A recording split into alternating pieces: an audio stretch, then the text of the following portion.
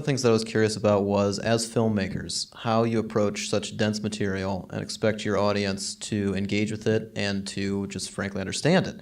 What did you do to make yourselves feel comfortable, and what did you do? What was your strategy to just keep that exposition to a minimal, but also make sure there was enough there so people were with it? We avoided the physics as long as possible.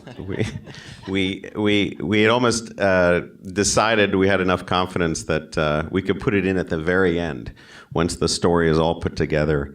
The point is, of course, that there's way too much to explain if you want to tell that whole story.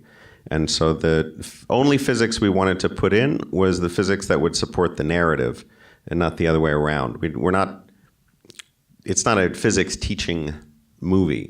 We're telling a story, and these people are passionate about whatever they're passionate about happens to be physics. So the key elements of the physics that told the story, that made people panic or excited or root against each other, was the only physics that ended up going in, and it came in at the very end. Yeah, and I would say, a lot of people ask about the advantage of having, people that understood the physics making the film. And I always say the greatest advantage is that we knew what we could leave out, and we had the courage to leave it out. And I think that, the tendency for somebody who didn't have that background would be to possibly try to explain everything. And, we knew you could never do that. I mean, David and I both knew that to really explain it, you could never even do it in a film. And we could just decide, these are the things we're going to explain. And as long as the things that we explain are right, we'd be comfortable, and we can leave out things and not alienate the physics community, but keep people with us. And the other important thing for me was always that any explanations somehow feel organically part of the story.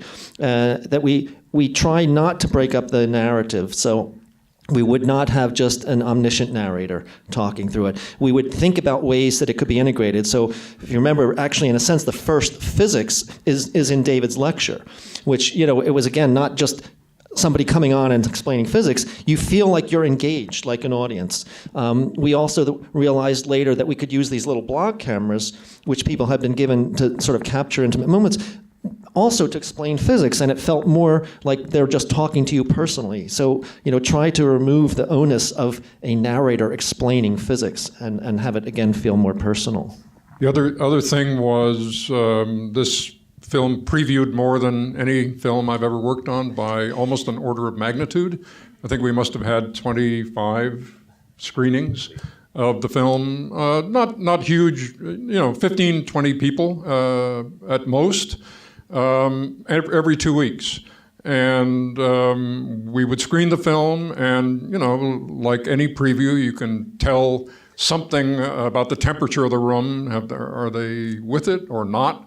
And then we would talk to them for an hour or so afterwards, record that.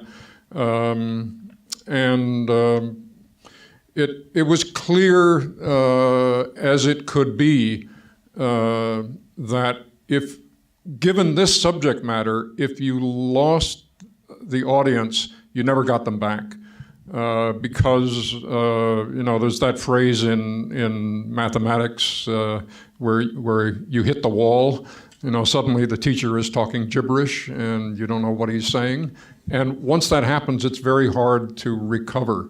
And it was similar here. So we had to, as Mark and David were saying, just parcel out enough so that you could relate it to what you'd seen and no more than that, and then go on to do something interesting or funny or suspenseful, and then dollop out another little bit of the physics.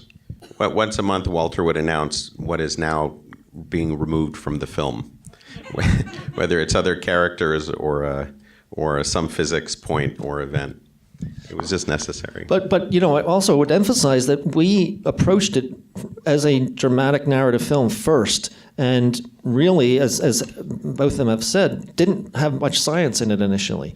You know, it was we were following our characters, following the story, the arc, and as Walter said, we'd do a screening, and you know, maybe the first one, people would tell us they were lost 1 minute in, you know, so okay, we need something there, you know, and then we get a little bit further and a little bit further, and the philosophy was just enough, just in time, and again try to couch it in what was happening as much as possible.